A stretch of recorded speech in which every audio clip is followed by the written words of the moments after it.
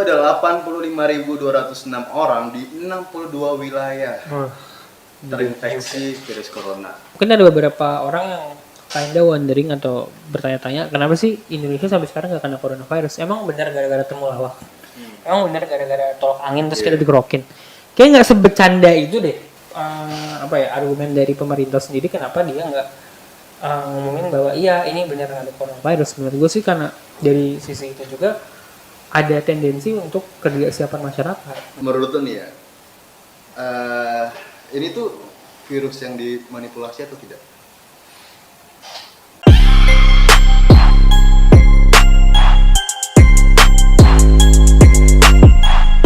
Assalamualaikum warahmatullahi wabarakatuh. Balik lagi sama gue Gasan di channel Don't Worry ID. Asik. Nah jadi ini kita part berapa ya? Banyak ya? Part keempat ya? Part keempat. Tadi kan part pertama itu tentang Unpar. anak Unpar lah, kayak kedua tentang pergaulan anak Unpar, yang ketiga pro omnibus law, yang keempat itu kontranya. Nah sekarang kita lagi masuki virus corona. Ini sebenarnya sensitif sih, sensitif tapi kita harus tahu gitu kan buat apa sih yang terjadi di Indonesia bahkan di dunia ini. Nah sekarang kita masih bersama dengan Wisnu dan sekarang kita lagi mau komentari tentang virus corona. Ya. Nah ini sebenarnya kan meledak-meledaknya itu bulan apa sih? Januari ya? Januari akhir ya kalau nggak salah ya.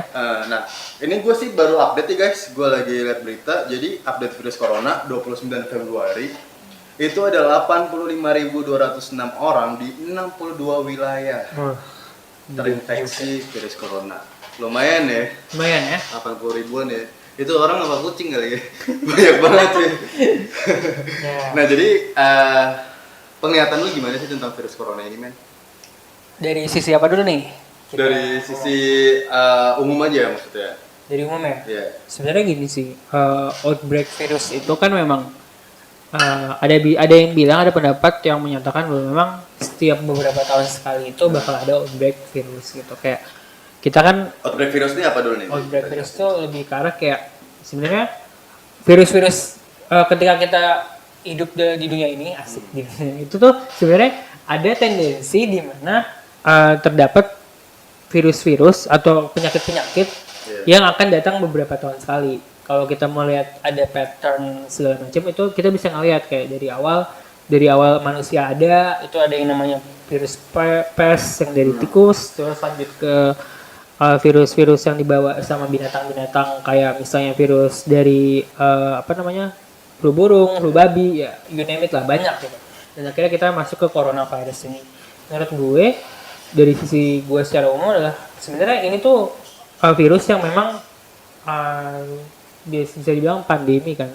WHO sendiri udah ngomong bahwa ini tuh virus yang punya tendensi untuk menyebar lebih lanjut. Kenapa? Karena memang virus itu punya tendensi untuk berkembang di setiap kali dia menyebar. Pasti ada saat dimana dia itu lebih parah dari virus-virus sebelumnya. Karena virus itu punya tendensi untuk mutasi. Mutasi itu kayak ada perubahan-perubahan yang lebih ke arah dia tuh upgrade dirinya sendiri. Jadi lebih resisten terhadap apa, kemudian dia lebih kuat terhadap apa. Jadi ibaratnya emang ada semacam siklus di mana virus itu bakal datang di setiap beberapa tahun. Dan tahun ini kita kedatangan udah kayak tamu. Kita dijamu oleh virus corona. Menurut gue gitu sih. Tapi kan kalau misalkan kayak menyinggung lebih jauh ini kan berasal dari Cina ya? Ya, diduga. Tapi emang dari Cina ya? Dari statementnya sendiri memang disebutkan ada beberapa wilayah di Cina sendiri yang memang terdampak. Contohnya memang Wuhan sebagai terindikasi emang ada sebagai salah satu sumber atau inangnya gitu. Tidak melepas kemungkinan memang udah ada bibit corona sejak dulu, cuma memang meledaknya di tahun-tahun di bulan-bulan ini, dan memang meledaknya saat itu ada di Wuhan, provinsi China gitu. Nah jadi ini kita sebenarnya punya topik yang memang sangat berbeda dari yang lain karena gue akan menggali. Sebenarnya gini ya guys, gue pengen menganalisa nih. Tapi gue sebenarnya takut banget kalau misalkan terjaring dengan masalah perhukuman. Jadi gue tidak ada maksud apapun di video yang gue buat ini, tetapi kalau berdasarkan atas apa yang ada misalkan contoh kayak di film atau realitanya, orang tuh bisa menciptakan virus.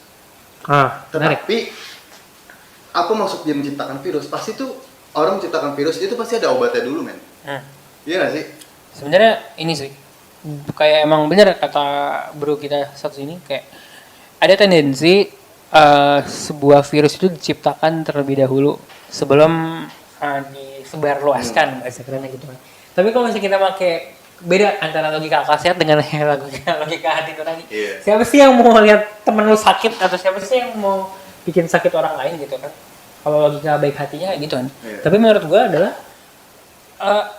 memang ada tendensi untuk virus itu dibuat atau virus itu diciptakan dan ada antidotnya.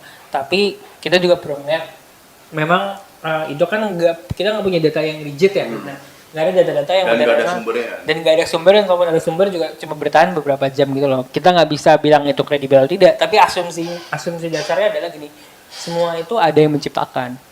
Ya nggak sih, kayak ya kan, Iya, semua kita itu pasti tetap ada tahu. asalnya. Nggak mungkin ujuk-ujuk kayak tiba-tiba corona jadi menyebar atau corona tiba-tiba jadi lebih parah, pasti ada sesuatu gitu. Itu sih yang pertama mau dilihat. Yang kedua kayak mungkin dari lo sendiri guys, menurut lo tuh lebih ke arah apa sih, coronavirus ini lebih ke arah dia itu memang pandemi global aja, atau dalam tanda kutip kayak dia itu emang virus yang tiba-tiba datang aja. Kalau misalkan gue lihat alasannya kenapa sih daerah Wuhan gitu. Sedangkan kalau misalkan kita tahu di situ katanya ada lab ya.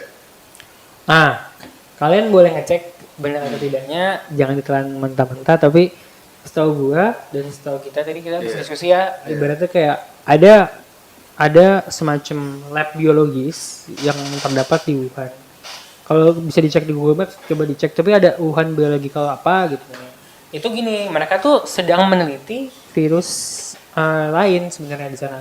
Antara SARS atau pokoknya virus-virus tentang sapi gila gitu lah, aku lupa namanya apa.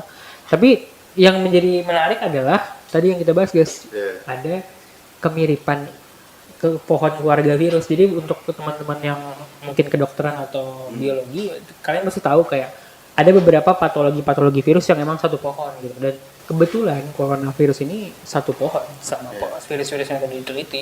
Bukan tidak menutup kemungkinan bahwa memang ada asumsi-asumsi yang mengarah ke arah negatif gitu loh. Nah, kalau misalkan tadi lu sempat singgung juga ya, sebenarnya di lab biologi ini lagi analisa tentang apa?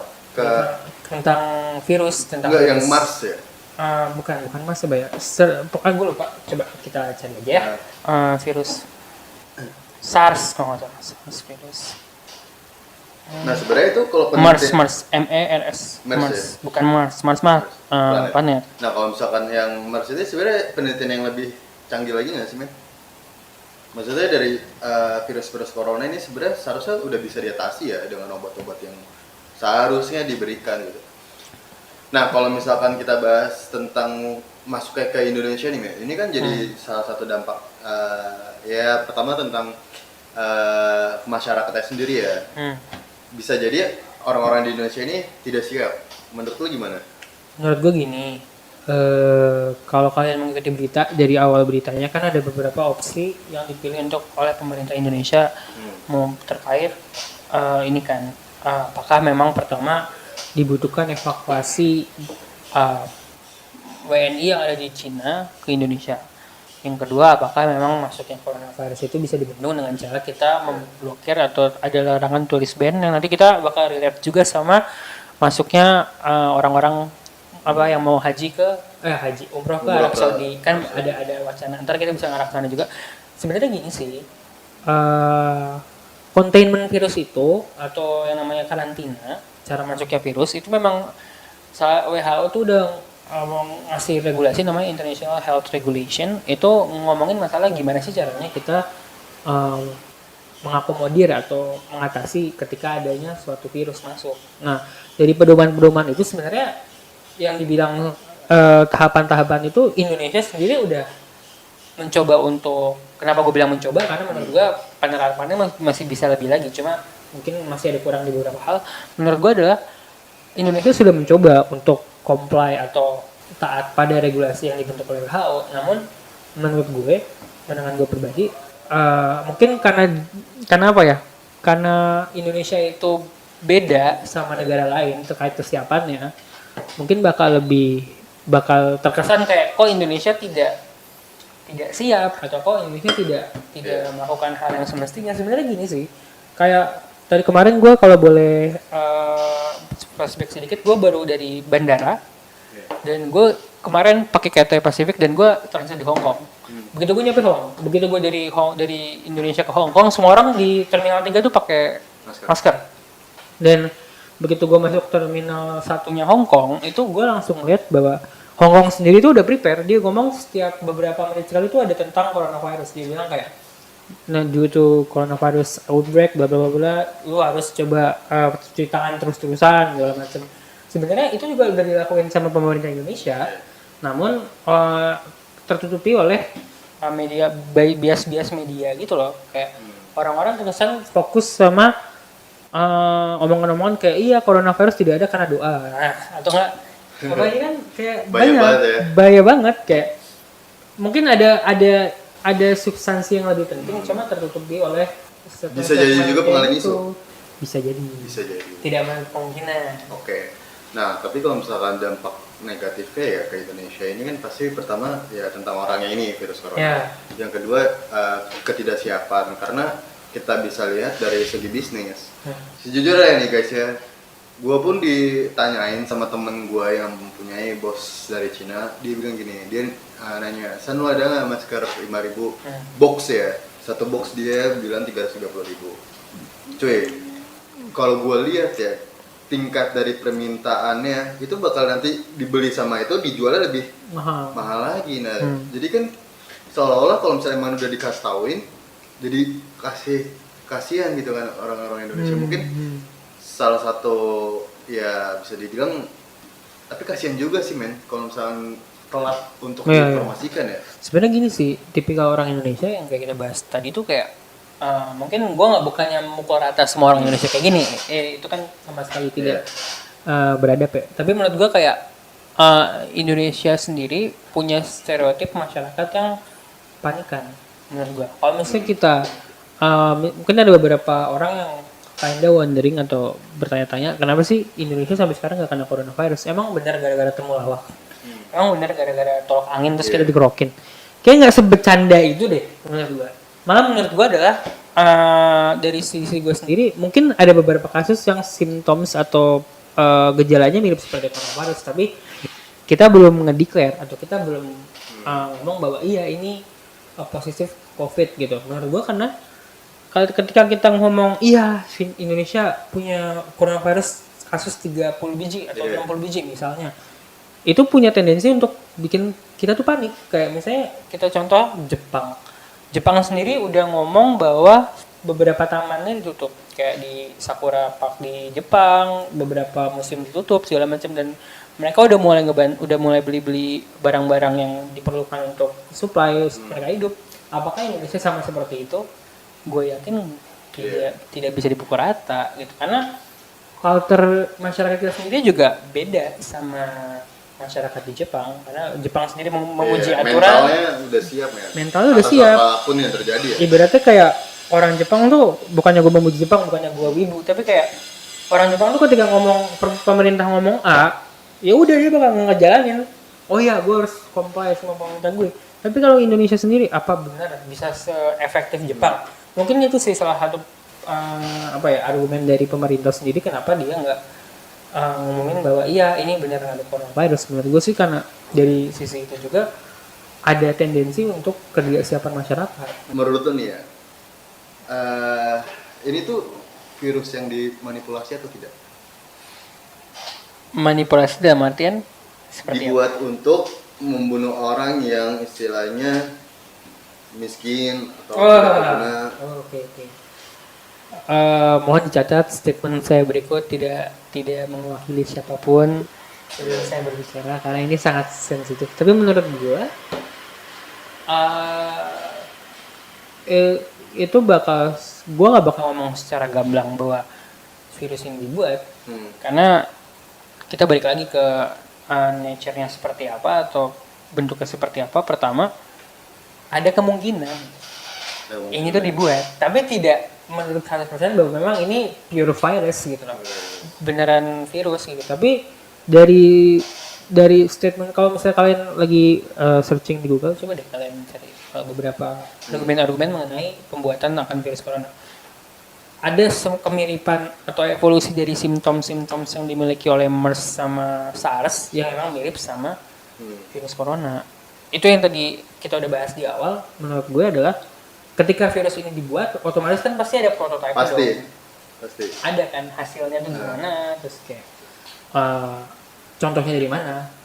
Kalau memang ini dibuat untuk dalam tanda kutip memusnahkan sebuah manusia dalam satu kota tertentu, menurut gue sih bisa jadi, tapi bukan berarti ini pure dibuat gitu loh, karena masih belum ada bukti konkret dan emang gak bakal ada buktinya. Tidak akan ada buktinya. Karena begini ya, kenapa tidak ada yang mengatakan seperti ini? Karena yang pertama, itu bakal jadi perang besar. Iya, betul. Bahkan Indonesia pun cari aman, ya gue nggak tahu ya, memang bukan ranah gue, tapi di sini kan kita berbicara tentang perspektif. Ketika Indonesia menyatakan kalau virus corona adalah manipulatif, investasi yang diberikan dari Cina ke sini rusak hubungannya. Iya. Dan di dunia manapun itu udah dikuasain sama China. Bener gak sih, men? Menurut gue sih Indonesia juga pasti berhati-hati ya. Benar kata lo tadi, tidak akan secara langsung ngomong iya ini adalah virus A, B, C dan buatan dari mana gitu. Menurut gue sih Indonesia pasti, kalau kalian belajar di PS yang kelas 3 SMA, Indonesia tuh menganut prinsip diplomasi bebas aktif. Di mana Indonesia boleh ngasih statement apa aja, tidak berpihak pada siapapun, dan Indonesia punya bargaining power yang kuat. Menurut gue adalah diplomasi yang dilakukan Indonesia terkait coronavirus tuh dalam tanda kutip udah lumayan tepat. Mereka tidak membuat statement langsung untuk menyalahkan ini adalah virus apa, tapi mereka bilang ini adalah outbreak, ini adalah apa ya, pandemi global. Outbreak kan kayak gitu, kayak yang nggak bisa kita prediksi, kan nggak ada yang mau minta. Nah di sini tuh posisi Indonesia menurut gua, bukan mewakili institusi tapi ini gua pribadi, pendapat gua pribadi, menurut gua Indonesia sendiri udah cukup tahu diri lah menempatkan mereka harus ngapain. Cuman beberapa hal yang perlu dijadiin catatan tuh tadi, kayak mungkin beberapa orang mikir kayak emang Indonesia udah melakukan beberapa langkah-langkah preventif, nggak kelihatan tuh malah banjir, ada yang berenang segala macam, segala macam. Ya meme-nya bener sih, cuma enggak, pemerintah kita juga bekerja, cuma memang ada beberapa kekurangan, kayak misalnya dia penelitiannya cuma di Litbang Kes doang, nggak di beberapa rumah sakit. Sama rumah sakit lebih banyak tendensi untuk menutupi kasusnya. Karena itu tadi balik lagi ke nature-nya orang Indonesia. Mungkin orang-orang dari dunia kesehatan lebih tahu gitu loh. Kayak Indonesia tuh sesiap apa dalam menghadapi virus corona ini gitu loh. Tapi menurut gue seperti itu sih. Indonesia udah cukup tepat kok menempatkan diri. Kayak mereka jemput orang taruh di Natuna, nggak langsung dikontamin, nggak bisa langsung taruh di kota, itu udah tepat gitu loh menurut gue. Nah jadi sebenarnya kesimpulannya adalah ya kita apa yang nggak ada kesimpulan ya? Sebenarnya gini sih, mungkin ada yang mau gue tambahin lagi kayak. Sebenarnya gini, ada yang beberapa ngomong nanya kayak sebenarnya travel ban-nya umroh segala macam sama Saudi Arabia itu gimana sih? Oh iya benar. Gue beberapa udah baca investigasi dan beberapa argumennya, dan yang gue petik itu sebenarnya gini sih, Indonesia itu entah bagaimana posisinya atau negara kita nggak tahu posisinya gimana. Cuma menurut gue adalah mungkin ada semacam apa ya, kecenderungan negara lain untuk meragukan sebenarnya apakah memang Indonesia bebas virus corona gitu. Kayak kalau kita mau ngeliat kayak bahkan Iran yang emang biasanya nyuplai orang-orang umroh itu mulai dibatasin juga, karena memang mereka tuh Arab Saudi tuh bukannya nggak ini sama Indonesia, cuma lebih karena dia tuh punya, semua negara tuh kan punya kedaulatan, dan memang dia menjaga memang jangan sampai kontaminasi virus ini masuk ke negara mereka. Travel ban yang mereka lakuin sendiri juga pasti berdasarkan alasan yang logis lah menurut gue. Menurut gue sendiri kalau misalnya memang travel ban ini kan sebenarnya legal, boleh dilakukan oleh sebuah negara kalau ketika memang mengancam kedaulatan dan keamanan negara mereka sendiri, ya itu haknya sah-sah aja menurut hukum internasional. Menurut gua ya boleh aja mereka travel ban, boleh aja mereka menutup beberapa akses. Kayak beberapa flight ke Cina dan Jepang udah mulai ditutup, Korea juga udah mulai menutup. Nah, pertanyaannya adalah apakah memang ketika outbreak seperti ini Indonesia melakukan hal seperti itu? Enggak juga gitu. Dan yang kedua, apakah memang Indonesia ketika terjadi beneran outbreak bisa beneran dikontaminasi? Apakah kita siap? Iya. Karena misalnya gini, yang kena outbreak, astagfirullahaladzim, mohon maaf. Misalnya yang kena tuh di pulau apa, gue gak mau sebut lah, tadi bilang sentimen, pulau apa. Terus rumah sakitnya lebih bagus di pulau apa, ya lo tau lah sendiri. Nah, itu gimana cara dia travelnya? Iya. Susah. Indonesia siap nggak? Enggak. Tapi kalau misalnya Arab Saudi, negaranya kecil, nggak begitu banyak, kontaminasi gampang. Singapura aja udah code orange, udah mulai kacau di situ, mereka udah mulai ngebatasin karena memang negara mereka kecil dan bisa dibatasin. Nah, travel ban ini berguna menurut gua untuk jangan sampai kita menyebarluaskan outbreak yang nggak perlu gitu. Jangan sampai ini menyebar lebih luas lagi, makanya dikasih travel ban. Misalkan maksudnya gini loh, mungkin alhamdulillahnya adalah the perk-nya adalah ketika lu nggak berangkat ke tanah suci, itu berarti lo tidak disusahkan ketika lo sudah nyampe sana. Bayangin lo udah nyampe sana, tiba-tiba nggak boleh terbang, visa lo cuma 30 hari, kita nggak tahu berapa outbreak, berapa lama outbreak itu berlangsung, visa lo habis, lo terluntang-luntang, lo nggak bisa kemana-mana, nggak bisa makan. Nggak, lo mending balik pulang aja daripada lo tinggal di negara yang tertutup kayak gitu. Orang-orang Itali yang ada di Indonesia, orang-orang Indonesia yang ada di Itali itu sekarang teriak-teriak siapa yang mau evakuasi kita karena Italia juga lagi outbreak. Menurut gua adalah Meksiko mungkin kasus pertama 2 pria positif virus corona usai ke Italia. nah kan berarti ibaratnya kalau misalnya lo ke Italia misalnya lo atau lo ke negara-negara yang memang kena outbreak, mendingan lo nggak usah ke sana kan dari awal. Ban ini tuh berguna biar kayak gitu, biar ibaratnya negara kita tuh dan rakyatnya kita tuh kayak aman, bukan kita mau nyusahin lu nggak mau jalan-jalan, enggak, jalan-jalan bisa kapan aja men, tapi mati bisa kapan aja juga gitu loh. Karena kalau misalkan bisa juga gini cuy, kalau misalkan kayak Arab tidak menutup penerbangan dari Indonesia dan memang ada kemungkinan orang Indonesia terjangkit virus corona ke sana, yang jelek kan sama kita sendiri. Iya benar. Nah kalau tapi gue salutnya gini cuy, yang gue lihat salah satu maskapai penerbangan udara ke Arab, dia itu ganti rugi tiketnya. Itu gue salut banget cuy. Kalau misalkan ada beberapa kan yang udah lenyap aja. Tapi tetap sih kita harus tetap waspada ya buat ya virus corona. Kita harus mengetahui juga. Ya kita tidak terlalu peduli ya apakah itu manipulatif atau tidak karena sensitif sekali pembicaranya. Tapi intinya kita lebih ke arah ini aja sih, preventif lah ya. Preventif measure-nya kayak gimana. Jangan terlalu kemakan isu masalah berita-berita yang terlalu simpang siur. Menurut gue kalian pantau aja website Kementerian Kesehatan, mereka banyak kasih beberapa data update setiap hari dan emang statement mereka benar gitu berdasarkan data, bukan cuma omongan-omongan miring aja gitu. Biasain aja sih kayak gitu. Tetapi harus dilihat juga sih no, kayak misalkan berita-berita banyak penyakit yang memang dimanipulatif. Iya. Itu banyak. Tapi kita, kalau gue nggak menuduh ya kalau virus corona ini manipulatif atau tidak. Tapi ya kejahatan bahkan yang dibentuk itu udah merajalela kemana-mana, men. Iya. Ya udah jadi tentang virus corona sampai sini aja, Brother and Sister. Thank you banget ini ya buat sharing tentang virus corona ini. Tajam banget kita untuk membicarakan ini. Terima kasih Brother and Sister. Jangan lupa untuk subscribe, like, comment, dan share video gue.